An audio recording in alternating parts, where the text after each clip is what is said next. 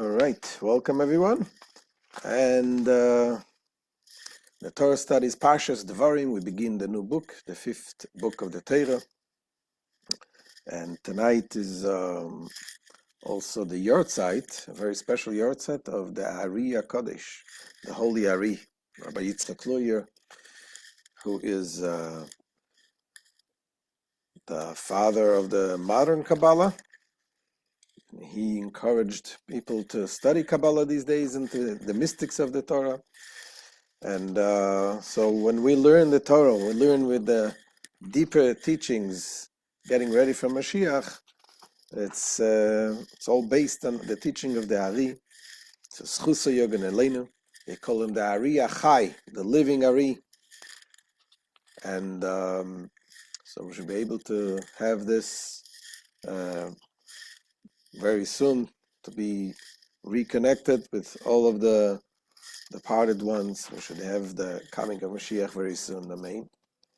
And today's shir, we want to dedicate the schus, a refuah shalema for our fellow shaliach. The dear shaliach needs a refuah shalema. Today we went to the oil together to pray for him, and he was there. And he needs a real refuah shalema. His name is Meir Chaim Ben Chaya Tzira. So may this class be dedicated to him for his merit. We should have a complete recovery, and a speedy recovery, a miraculous recovery. So the topic tonight is that we got to keep moving forward. Stagnation is not an option. Standing still, even in holiness, it leads to regression. If you don't move forward, you fall back. And we're going to learn it from the teaching of Rashi, as we do this year, analyzing a simple verse in the Torah and analyzing the interpretation, the way Rashi interprets it. So the Torah today, as we said, we begin the fifth book of the Torah, the book of Devarim. Book of Devarim is called also Mishneh Torah. It is basically a long speech that Moses gave before he passed away. And he did it by the end of his life. He rebuked the Jewish people. Spoke about events, what happened throughout his leadership. And as Rashi tells us that that's what the sages do. They do, when do they rebuke? After they help them, they grow them, they make them, give them everything what they need. And towards the end of the life, they open up and they tell them what the real thing, what they need to hear. If they would do it earlier, they may just run away from them. That's what Yaakov did before he passed away. He rebuked his children, and that's what Moshe Rabbeinu did. So we're going to read a few verses. And here, in the beginning of these verses, Moshe Rabbeinu focuses on the fact that when the Jewish people came out of Egypt, the original plan was that we should go straight into the land of Israel. And it could have happened. It could have happened after the receiving of the Torah.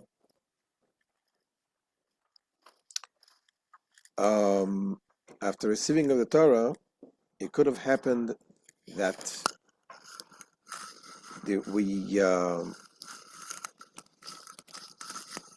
excuse me, this was, I think everybody's muted, it's okay. There's a problem, it might be with the microphone. So again, after the receiving of the Torah, they could have go straight into the land of Israel, and because of the problems, it didn't happen.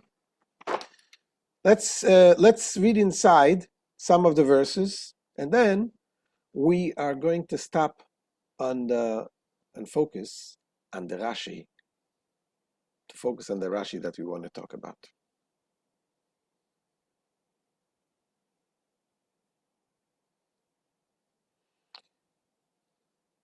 So here it is. And again, the topic we're discussing about is that we want to discuss is about feeling stuck in one place, not moving forward. How do we break free? How do we plan to do it? And we're going to talk about the rules of Rashi Son. So here it is. Eila Advarim, that is the beginning of the Torah, of the fifth book of the Torah. Eila Advarim, these are the words that Moses spoke to all of Israel on the other side of the Jordan, in the desert, in the plain, opposite the Red Sea, between Paran and Tophel, Lavan and Chatzerot and Dizahav. Now that verse really doesn't make sense unless you study Rashi. That's not what we're focusing today. But if you study the Rashi, you'll see that he's alluding to different events. He's not giving a location here where it was, because some of these places are not even places, but they're alluding to different events that took place. And again, when Moses is rebuking the Jewish people, he uses very careful choosing words, alluding in very subtle ways. But then he goes on and says, it is 11 days journey from Horeb by way of Mount Sinai to Kadesh Barnea. And we'll soon see what this verse means. It came to pass in the 40th year, in the 11th month, on the first of the month, that Moses spoke to the children of Israel according to all that the Lord had commanded him regarding them. And when did he do it? The Torah goes on to say, and again, this is Moshe Rabbeinu saying, it was divinely inspired, but this is Moshe's words. It says, after he had smitten Sichon, the king of Og, the king of the Amorites, and who dwelt in Heshbon, and Og, the king of Bashan, who dwelt in Ashtaroth in Edrei.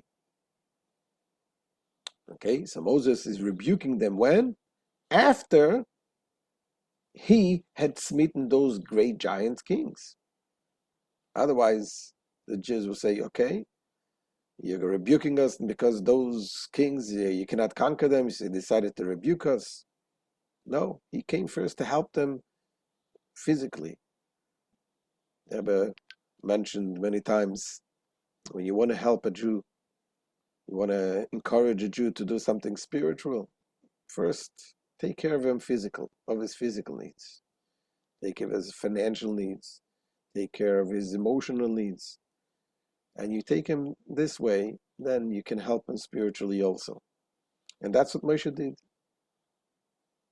He first took care of the Jews and he got rid of those great dangers, those great giants who were threatening the Jewish people. And then he rebuked them.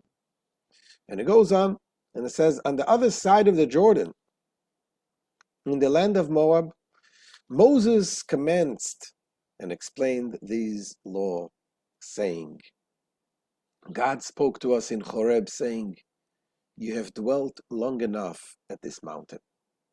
Now the Mount Horeb is, of course, the Mount Sinai, where God gave us the Torah. And it says, you have dwelt long enough on this mountain. Turn and journey and come to the mountain of the Amorites and to all its neighboring places in the plain, on the mountains, and in the lowland and in the south, by the seashore, the land of the Canaanites, and the Lebanon, until the great river, the Euphrates River. See, I have set the land before you.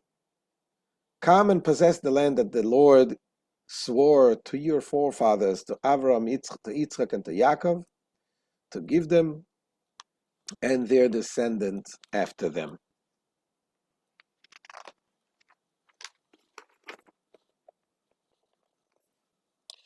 So this is the first 8 verses here in the Torah, in this book.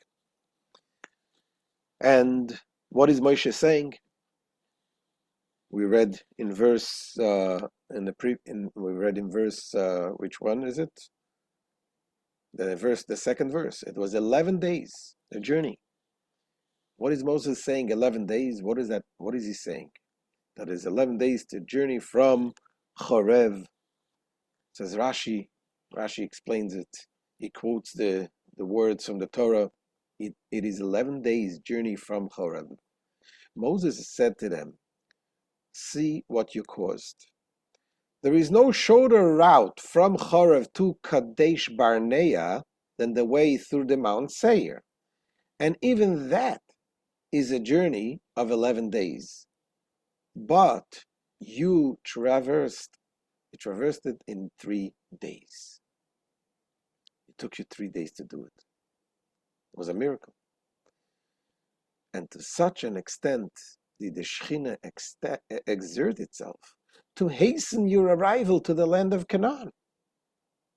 But because you sinned, he made you travel Mount Seir for 40 years." So that is the thrust of this rebuke. Moshe Rabbeinu is telling them that the Jewish people, they were able to enter the land of Israel right away. God made 11 days it takes, and God made it to travel it in 3 days. And yet, it took him 40 years rather than a journey of just a few days. But tonight we want to focus on one of the verses that we just learned. And that is when Moshe is telling them that it was enough sitting at the Mount Sinai, the Mount Chorev. Let's just go back to this for a second. And that is verse 6. You see again, God spoke to us in Chorev saying, "You have dwelt long enough at this mountain." That is the verse we're going to focus on. That Moshe is saying to the Jewish people, you have dwelt long enough at this mountain, which is the Mount Sinai. Let's see what Rashi explains this verse. Why does it need explanation? And what does he explain? We're going to read the Rashi, and we're going to ask 3 questions on this Rashi. Here is the Rashi. Rashi quotes the words from the verse, "You have dwelt long enough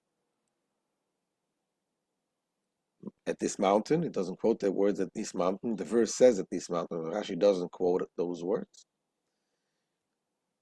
This is to be interpreted, says Rashi, kipshuto. He says one word. It says Rav lachem shevet, kipshuto.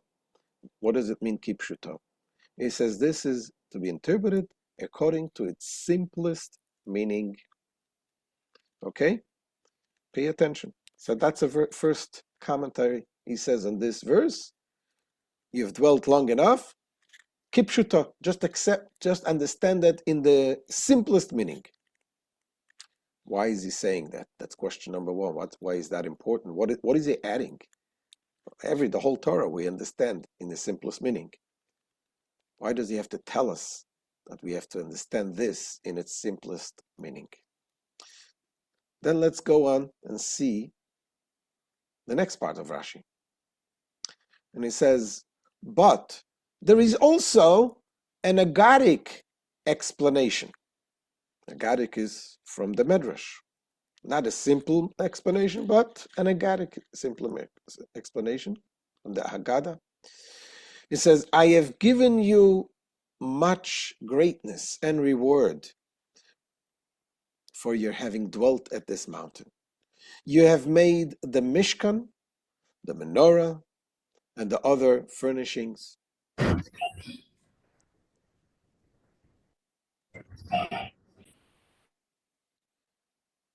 You received the Torah. You appointed a Sanhedrin for yourselves, and captains over thousands and captains over hundreds. That's what they did in the Mount Sinai. They received the Torah. They built the Mishkan. They built the menorah and other vessels in the Mishkan. The Mishkan, of course, is the temple, the tabernacle they built there. All right. They received the Torah. They appointed the Sanhedrin. This is the court, the rabbinical court, and captains of thousands and captains of hundreds that Moshe Rabbeinu appointed on the Jewish people.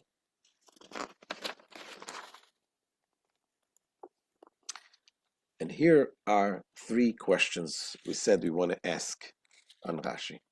What are the three questions? It's important to remember this, to focus, because the three questions will give us understanding. Question number one. What is Rashi trying to tell us by stating kipshuto? What is he trying to tell us when he's saying, God is saying, you have dwelt long enough at this mountain, kipshuto in the literal meaning? Question number two. Why does Rashi cite the Medrash Haggadah? If his focus is usually on the literal interpretation, what's wrong with the pshat? What is wrong with a simple understanding of this verse? Moshe is telling the Jewish people, God said, it's enough. It's enough to sit in the dwell in the Mount Sinai. Time to move on. Why does he need to bring the interpretation that says it's enough because you received the Torah, you built the Mishkan, you built the menorah, got the Sanhedrin, the rabbinical court? Why is this necessary? After all, Rashi, as we explained many times, his approach in teaching the Torah, interpreting the Torah, is the simplest way, unless there must be a reason. Whenever he interprets something not in the simple way, is because there is a reason, because he found something missing when you learn it only in the simplest way, and that's we need to understand what it is. What is it that is missing? And finally, question number three. Question number three. So in the second, Rashi brings two interpretations, right? The first one is simple explanation, and the second one is the Medrash. What does he bring? In the second explanation, why does Rashi single out the menorah from all the articles of the Mishkan? In the Mishkan, we had so many articles. We had the Holy Ark. We had the Mizbeach, the altar, the altar inside, the altar outside. We had the showbread, the table for the showbread. We had so many things. Why single out? He said, Moshe is telling him, it's enough, you build the menorah. Why single out the menorah? All right, those are the questions. So to understand this, we need to realize what is bothering Rashi. What is really bothering Rashi in this verse is that word Rav. Again, in Hebrew we said Rav lach shevet ba'arazeh. Rav lachem shevet ba'arazeh. It is Rav we interpret as enough. That is, it is enough for you to sit on the Mount Sinai. That word is brought in other places in the Torah, and there it comes in a way when he's saying Rav. It comes in a way like it's too much already. It's like let's say enough. Like a father will tell the child, "Stop bothering your sister. Enough. It's enough already." So the word enough we find in more of a negative term. Where do we find it? We find it in the story of Korach. When Korach, who came to rebel against Moses, he was a leader among the Levites, and he rebelled against Moses because he also wanted more. And Moshe Rabbeinu is telling him, Rav lachem b'nei Levi. Enough for you. Enough. Yeah, it's too much. This is what we find by Korach. He says, Rav Lochem, says Rashi there, when it talks, Moshe Rabbeinu is saying to Korach, enough for you. He's saying, says Rashi, you take too much for yourselves. You took by far too much greatness for yourself. Rashi is telling us, Moshe is telling to Korach, you have bitten off way more than you can chew. You have too much for yourself. However, that here in context of our conversation, Moshe is telling the Jewish people that it's enough already to sit in the Mount Sinai. Why is that a bad thing to sit on Mount Sinai? Mount Sinai is a holy place. When you're talking about a Mount Sinai, it's kind of a good thing, no? So what's wrong spending more time in such a holy spot like the Mount Sinai? So this is where Rashi comes in with his word, and he says, keep shuto. What is he saying? He says, you got to remember the pshat. Pshat isn't just the literal translation of the verse. It's also the overall context of all the surrounding verses. The broader story. What is the context we're talking about here? The context is Moshe Rabbeinu is talking to them about delaying the entering to the land of Israel. So that is why this is what Moshe is telling them. It is enough because you're delaying to going to the land of Israel. That's the purpose. You're supposed to go in and to fulfill the mitzvahs. And here is the way the Kli Yakar explains it. He says, you have dwelt long enough at this mountain. Turn and journey. This is the first rebuke for the people who despised the land and chose to settle permanently on this mountain instead of turning their attention to the land, which is the special place for fulfilling the mitzvahs, the land of Israel. So that's what Moshe is telling them. Too much for you is similar to the phrase, too much for yourselves, children of Levi, like the story of Korach we just said, which means it is not enough that you're rebelling and going against the proper path. The truth is, settling permanently on this mountain is not right for you. Turn your faces toward the land.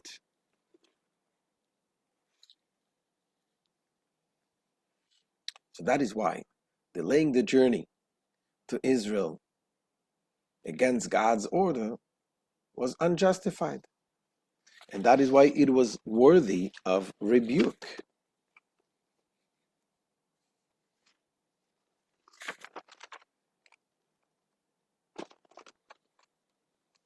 However, that doesn't explain it really. Because after all, who was the one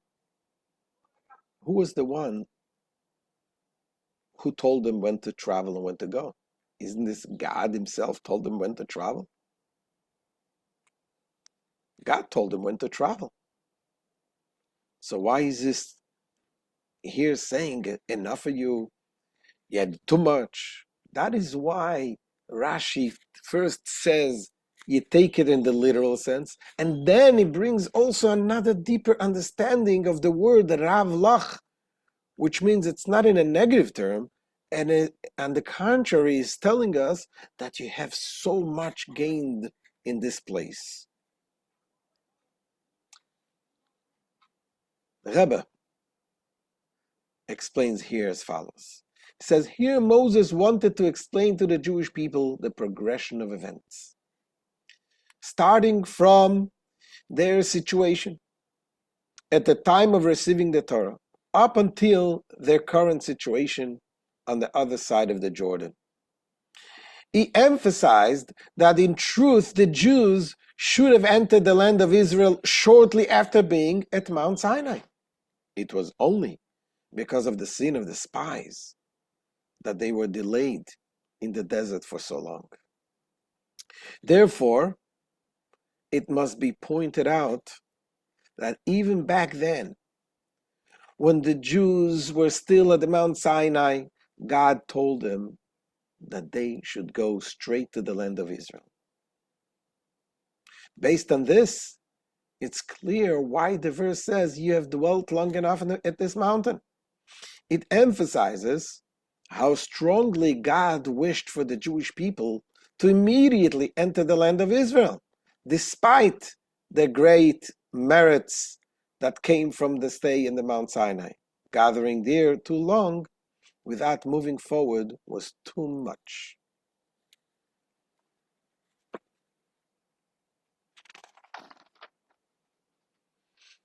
But again, the Rashi has to bring the second interpretation to tell us what does it mean, Rav Loch, it's not a bad thing, but on the contrary, you have gained so much on that Mount Sinai. That's what he's saying. That is the second interpretation. And how is this in the context of what we're speaking about? We're speaking about entering the land of Israel.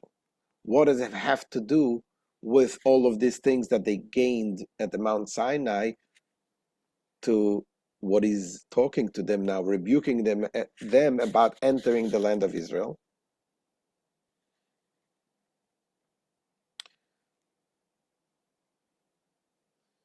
So this, before we get to this, we answered now once again, the second question that we asked about Rashi.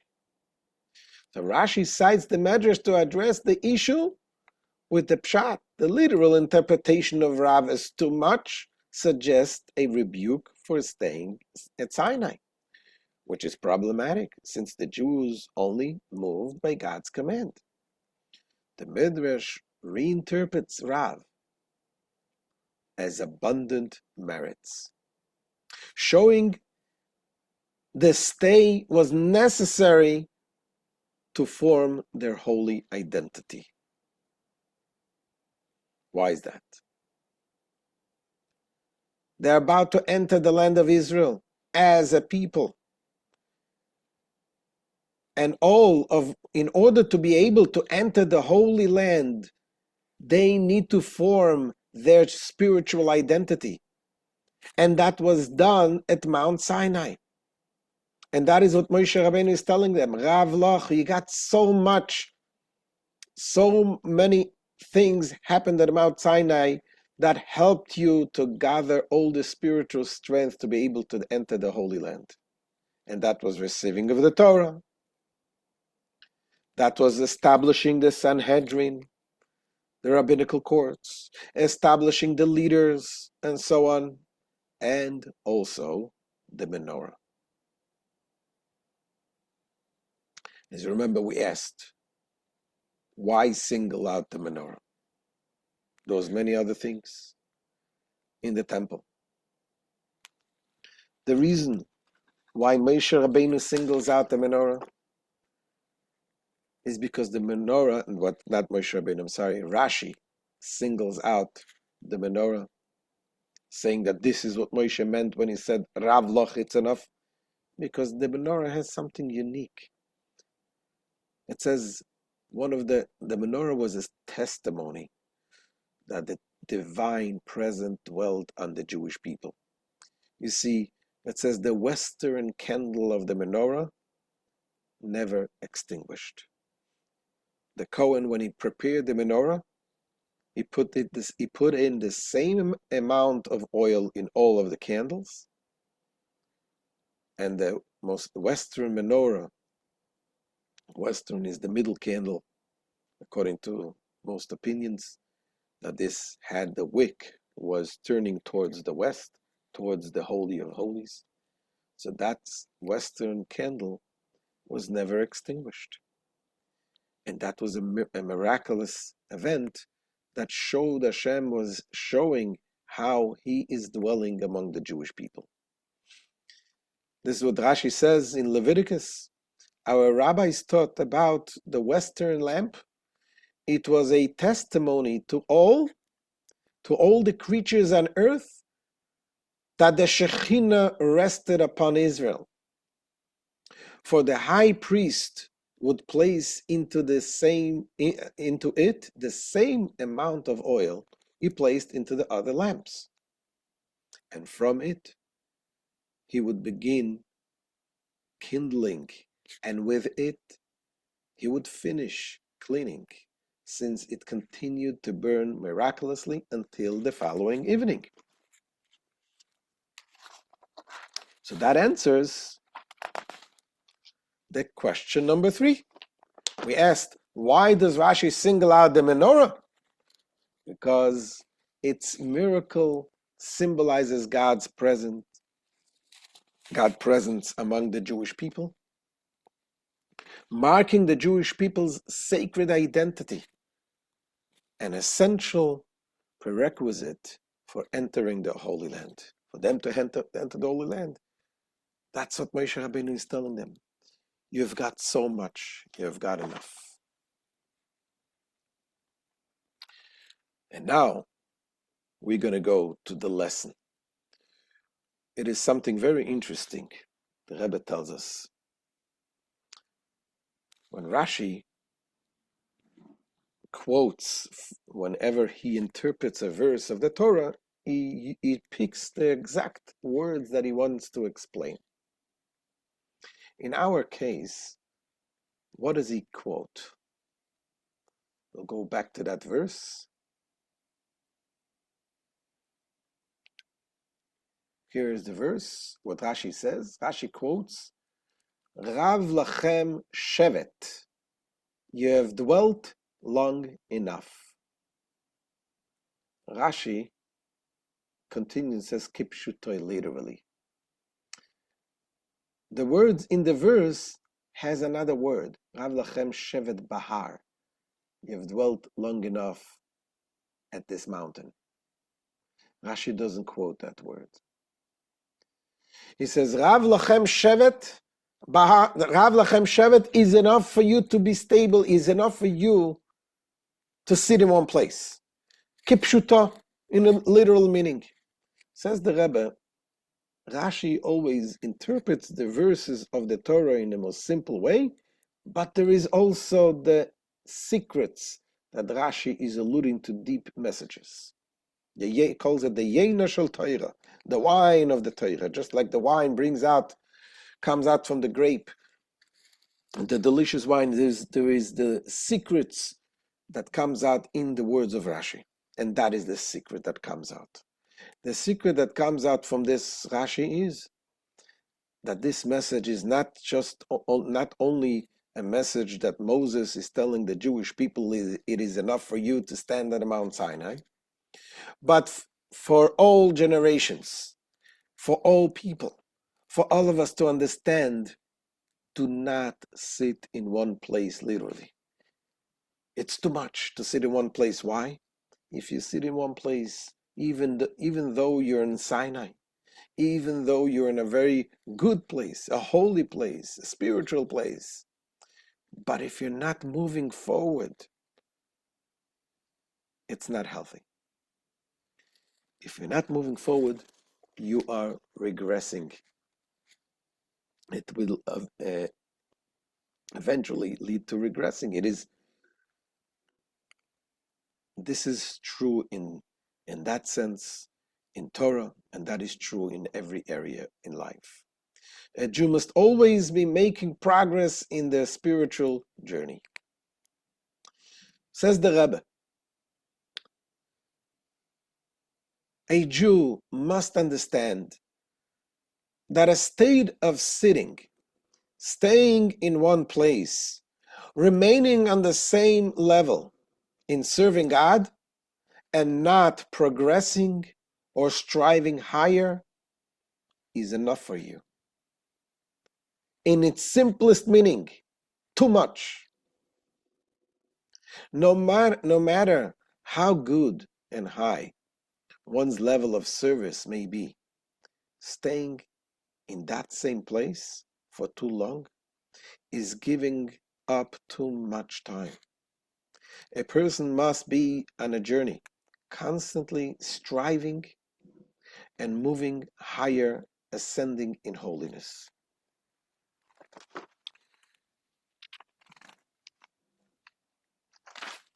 Our sages tell us this is the hallmark of humanity. It is progress and growth. Stagnation and status quo are for corpses and angels. We are neither. We're not corpses, God forbid, and we're not angels.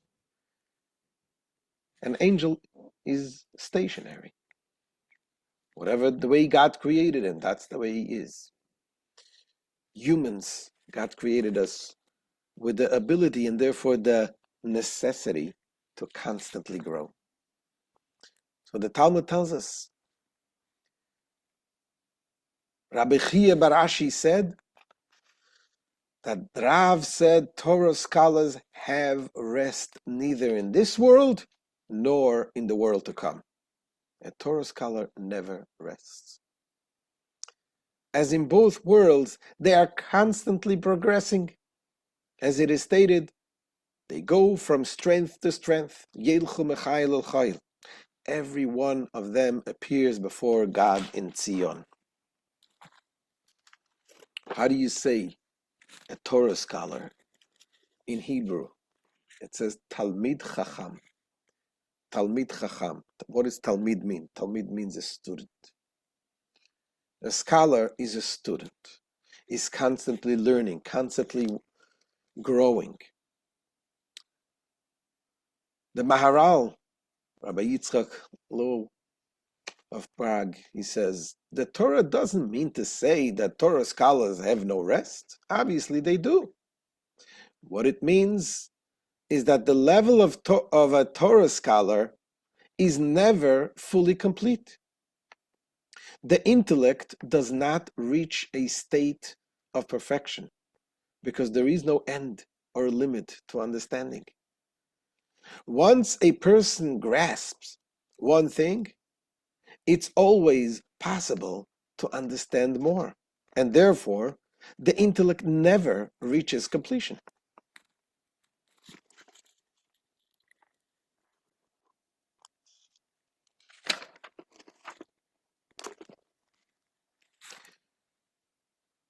And there is Rabbi Avram Kook, who was the first Ashkenazi rabbi in Israel before the state of Israel was established. He said as follows on this verse. He explains this so beautifully. He says, pleasure is connected to everything according to its nature. The completeness of active powers is that nothing can prevent or block them from carrying out their function. Resting from action goes against the nature and purpose. For Torah scholars who are influenced by their own strength and stand ready to influence and guide others, this is the essential nature of their soul, to be active. Therefore, their pleasure and fulfillment comes only from constant and ongoing action. That is why the ultimate enjoyment for them is in continuous movement and action that never stops. They go from strength to strength. So the going Talmidei Chachamim ein lehem menucha, that the Torah scholars have no rest, it's not a bad thing. It's on the contrary. It shows what is the nature of the Torah scholar. But the truth of the matter, this is true to every Jew. The Rebbe once mentioned about what the Torah says, Ein lecha ben chorin Ella mi she'osek b'Torah. There is no free man except the one who studies Torah.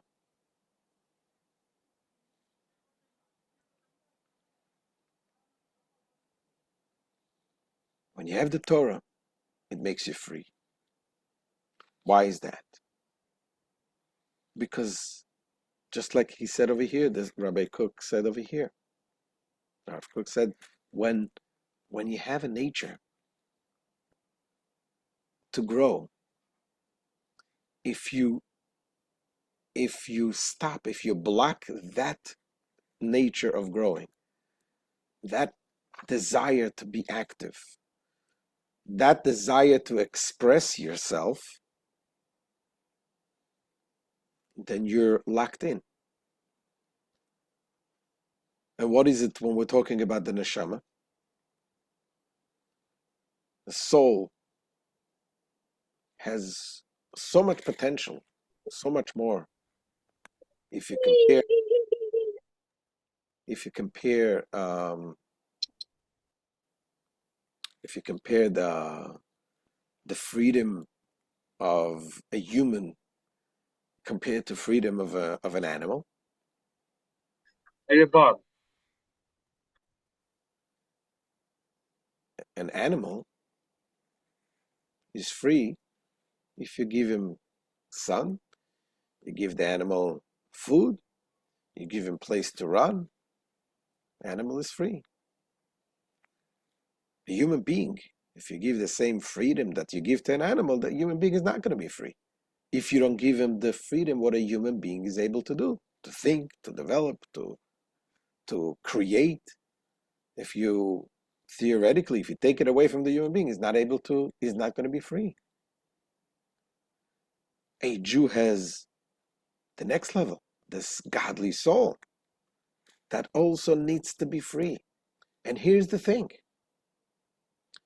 you cannot be on one level.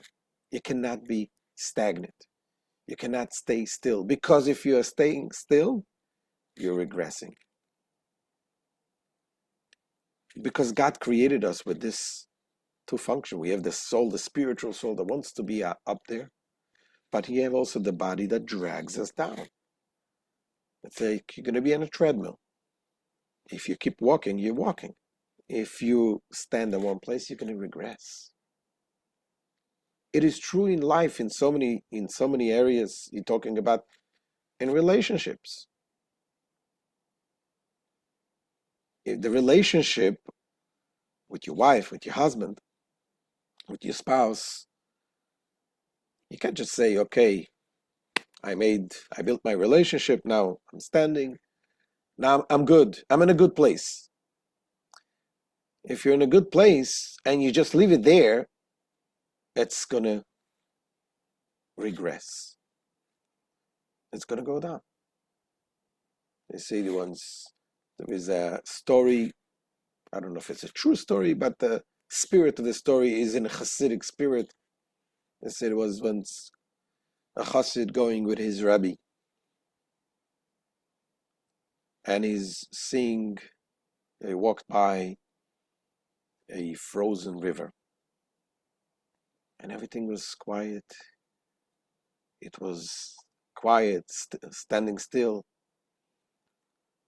So the Hasid says to his rabbi, he says to him, look, he says to him, look, this looks so peaceful. The river, look at the river, it's so still, so solid. It is so peaceful. And the Rebbe looks at the river, and then he looks at the Chassid and he says, stillness is not peace. A frozen river only looks calm, but it's lifeless. A river is meant to flow. When it flows, it brings life to the land, nourishes the trees, turns the mills. The moment it stops moving, it begins to die. And the same thing is with the Yid, same thing is with the Jew. if he stops moving, if he tells himself, I've done enough, he becomes frozen in his avodas Hashem, in his service of Hashem. A Jew must be like living waters, always flowing, always moving, always growing. So this was once, and the question is, when do we do it? When do we do it? If we feel sometimes you're stuck in a place, and you say, whether it's in work, whether it's in relationship, whether it's in service of Hashem, in spiritual state, you may ask yourself, what do I do? How do I break out of this? It's too much. It's overwhelming. And the answer is you gotta just to be on the move. It doesn't matter how much you move, as long as you move. There was once a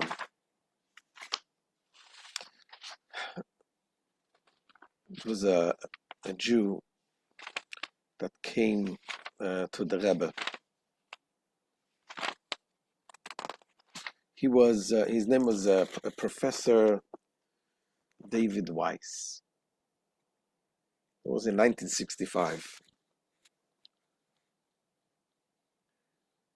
And he was a dedicated individual. He had a position in the former Soviet Union. And the Rebbe made sure to keep in touch with him and invited him to report what's going on with the Russian Jews. And he became very close to the Rebbe.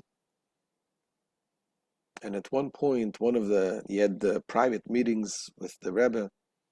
At one point, he said to the Rebbe, Rebbe, I want to ask you a question. What makes a person to become your chassid, become your follower? You know, he says to the Rebbe, I'm not as religious as you are. I don't wear the same clothing as you do or your people do. Can I also become a chassid? And the Rebbe put his hands on the desk and he moved forward and he looked at him and smiled. And he said to him, if a person can look back at the end of the day and feel that they have taken a small step forward, ethically, Jewishly, just a little bit more than they did yesterday, I am happy to call them my chassid. And that's the lesson we take away. And again, it doesn't mean, sometimes you said this, we have to be careful. For some people take it to the extreme. Some people take everything at once. They say, I want to change my life and I did so much and now, okay, now next, let's do more. You got to be also careful. If you take too much, you can't chew more than you can swallow. But this, we got to keep in mind, not to be stationary, not to be in one place. Always keep moving forward. And Bezrat Hashem, we're going to move forward. That little step that we are taking, our sages tell us, Pitchu li pitcho shel machat, v'ani eftach lachem pitcho shel ulam. You open up a tiny opening like the size of a needle's eye, and I will open up for you, says Hashem, the opening like the size of the door of the Beis Hamikdash. We're now in the 9 days getting ready for Tisha B'Av. This year, hopefully, Tisha B'Av will be a joy, simcha with Mashiach in the Beis Hamikdash. But learning about it and getting ready for it will certainly hasten it. Bezrat Hashem, we should be zeicha, each and every one of us, to do our part and to have the revelation, the coming of Mashiach now.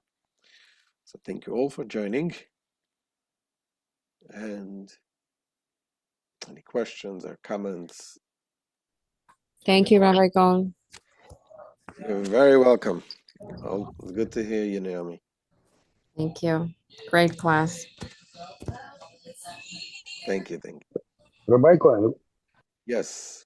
We will not. It's not going to be another session for Tisha B'av. Right.